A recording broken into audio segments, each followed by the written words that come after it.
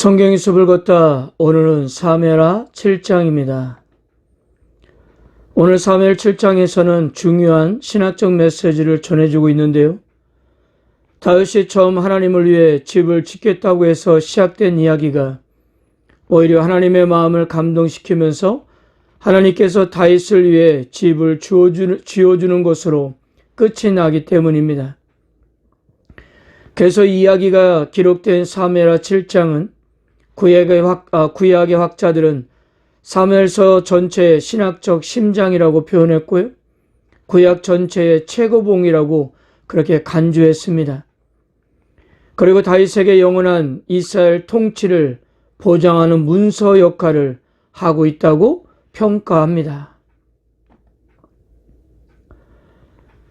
그렇다면 성도 여러분, 다윗이 어떤 상황에서 하나님의 마음을 기쁘시게 한 것일까요? 1절을 보세요. 여호와께서 주의 모든 원수들을 무찌르사 왕으로 궁에 평안히 살게 하신 때에. 다윗이 10대 시절 아버지 심부름으로 전쟁에 갔을 때를 시작으로 그의 삶은 늘 전쟁터였습니다. 지금까지 그의 인생은 평안한 상황이 아니었어요. 10년이 넘는 시간을 도망다녔고 헤브론에서 유다 지파의 왕이 된 이후에도 계속 싸워야 하는 상황이었습니다. 그런데 하나님께서 사울의 집안을 무너뜨리고 드디어 다윗에게 평안을 주고 있었을 때였어요. 참으로 오래간만에 느끼는 평안이었을 것입니다. 그렇게 궁에서 평안히 거하고 있을 때 그에게는 한 가지 고민이 있었는데요. 2절을 보세요. 왕이 선지자 나단에게 이르되 볼지어다 나는 백향목 궁에 살거늘 하나님에게는 휘장 가운데 있도다. 현재 다윗이 거하는 왕궁은 다윗의 친구였던 두루왕 히람이 다윗을 위하여 백향목으로 지어준 궁이었습니다. 약간의 아부 성격이 있었기 때문에 대충 짓지는 않았을 거예요. 아마도 국제적인 규모에 뒤떨어지지 않을 정도로 훌륭한 건물이었을 것입니다. 그러니까요, 자기는 국제적인 규모로도 결코 손색이 없는 백향목궁에 거하고 있는데 만군의 여호와 하나님의 개는 낡은 휘장 밑에 거하고 있었던 것입니다.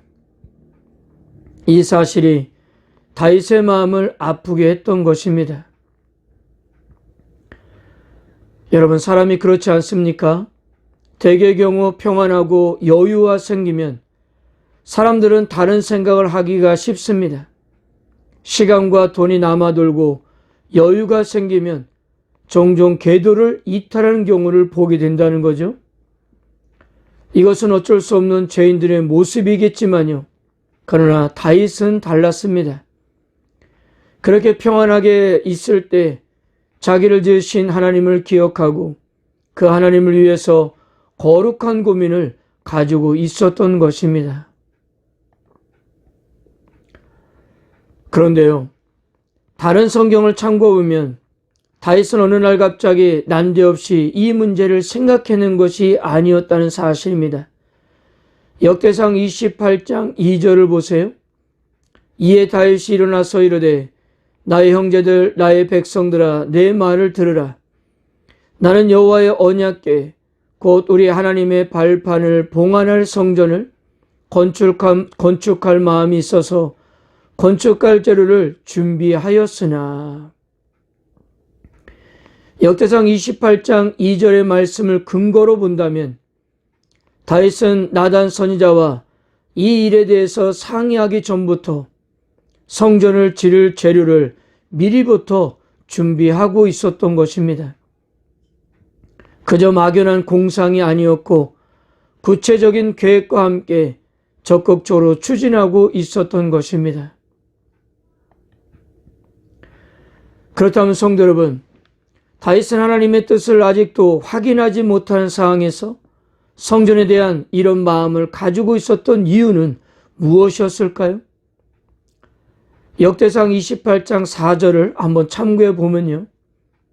그러나 이스라엘 하나님 여호와께서 전에 나를 내 부친의 온 집에서 택하여 영원히 이스라엘 왕이 되게 하셨나니 곧 하나님이 유다 지파를 택하사 머리를 삼으시고 유다의 가문에서 내 부친의 집을 택하시고 내 부친의 아들들 중에서 나를 기뻐하사 온 이스라엘의 왕을 삼으셨느니라. 사무엘하 6장 21절에서 다윗이 미갈에게 했던 말도 한번 보세요. 다윗이 미갈에게 이르되 이는 여호와 앞에서 한 것이니라. 그가 내 아버지와 그의 온 집을 버리사 나를 택하사 나를 여호와의 백성 이스라엘의 주권자로 삼으셨으니 내가 여호와 앞에서 뛰놀리라.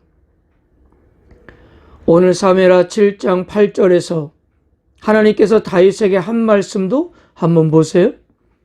그러므로 이제 내 종 다윗에게 이와 같이 말하라. 만군의 여호와께서 이와 같이 말하기를 내가 너를 목장 곧 양을 따르는 데에서 데려다가 내 백성 이스라엘의 주권자로 삼고. 신약에 와서 스데반도 이렇게 말했습니다. 사도행전 7장 46절입니다. 다윗이 하나님 앞에서 은혜를 받아 야곱의 집을 위하여 하나님의 처소를 준비하게 하여 달라고 하더니. 무엇입니까? 자기가 이렇게 왕이 될 수 있었던 것은 모든 것이 다 하나님의 은혜였다는 것입니다. 하나님께서 자기를 선택하지 않았다면 한평생 양이나 치는 사람에 불과했을 거라는 거죠. 그러나 하나님께서 자기를 사랑하셔서 선택하시고 왕으로 삼아 주었다는 것을 그는 절대로 잊을 수가 없었던 거예요.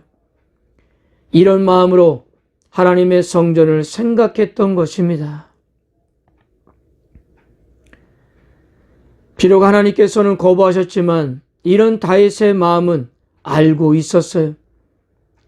솔로몬이 했던 말을 보면 하나님은 당신을 향한 다윗의 진심 어린 마음을 알고 있었습니다.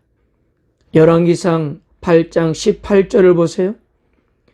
여호와께서 내 아버지 다윗에게 이르시되 내가 내 이름을 위하여 성전을 건축할 마음이 있으니 이 마음이 내게 있는 것이 좋도다.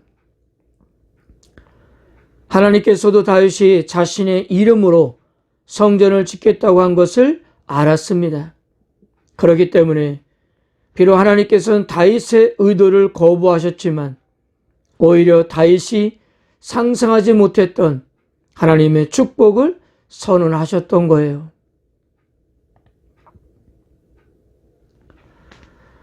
11절부터 13절까지를 보세요.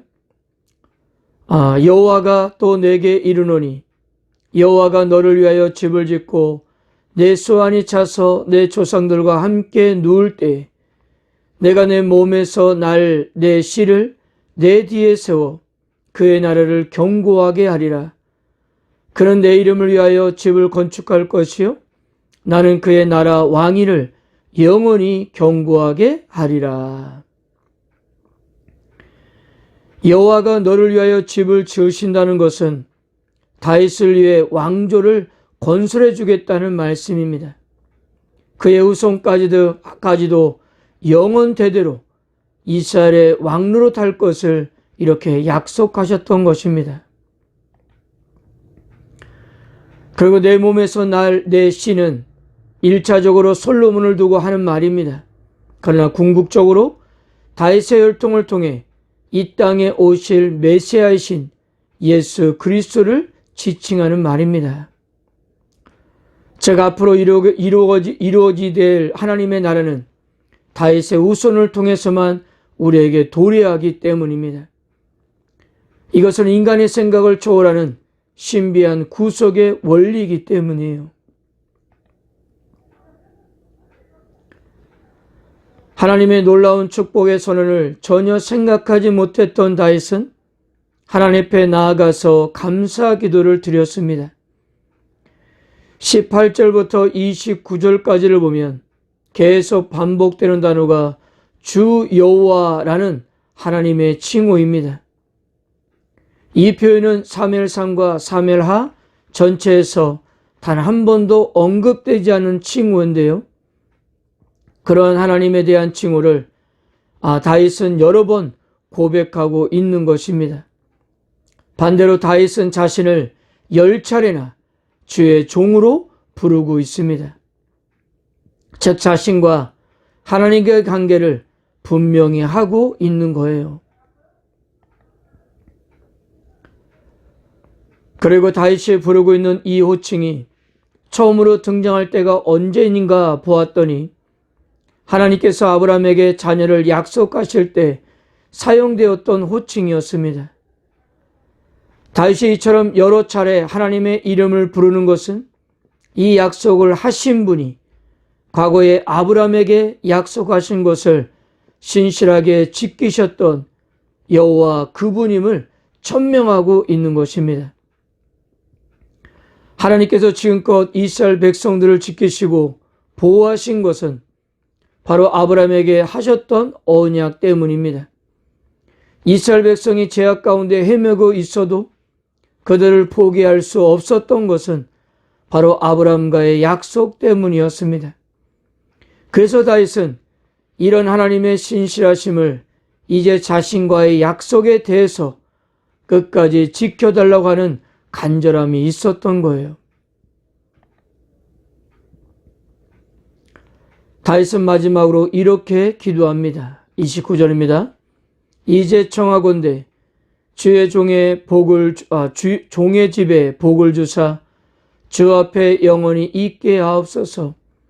주 여호와께서 말씀하였사오니 주의 종의 집이 영원히 복을 받게 하옵소서 하니라. 하나님의 계시를 깨닫고 언약 말씀의 크기에 압도당한 다윗이 구했던 복은 주 앞에 영원히 있게 해달라는 기도였습니다. 하나님과 함께하는 삶이 곧 영원한 복이었던 거예요. 사랑하는 성도 여러분, 과연 하나님의 마음을 감동시키고 기쁘게 하는 것이 무엇일까요? 그것은 바로 나의 삶의 우선순위가 하나님을 향하고 있을 때가 아닐까 합니다. 오늘 하루를 살아가면서 어떻게 하면 하나님의 영광을 위해서, 어떻게 하면 주님을 위해 살아갈까 하는 우리들의 마음을 하나님은 감동하지 않을까요? 그리고 어떤 상황 가운데도 좌절하지 않고 하나님께서 함께 하심을 믿고 최선을 다하는 우리들의 모습을 하나님께서는 흐뭇하게 여기실 것입니다. 사랑하는 성도 여러분, 다윗 스스로가 노력해서 이 자리까지 온 것이 아니었습니다. 전적인 하나님의 은혜였어요. 도대체 왜 하나님께서 자기를 사랑하시는지 자신의 계산으로는 답이 나오지 않았습니다. 은혜에는 그분의 사랑 외에 다른 이유가 없었던 것입니다.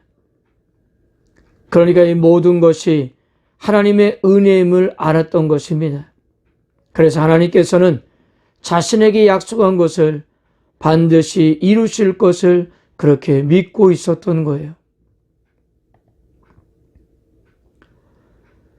지금 우리가 있는 자리, 우리의 형편과 사정들, 때로는 마음에 들지 않다 하더라도 우리를 세워두신 하나님의 주권을 인정하고 그것이 하나님의 은혜임을 인정할 수 있다면 그런 우리의 모습을 통해서 하나님은 영광을 받으실 것이고요.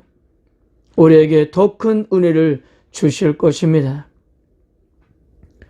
언제나 하나님은 신실하시고 지금도 살아계신다는 사실을 믿으시고 오늘도 그 하나님을 인정하는 하루가 되시기를 바랍니다.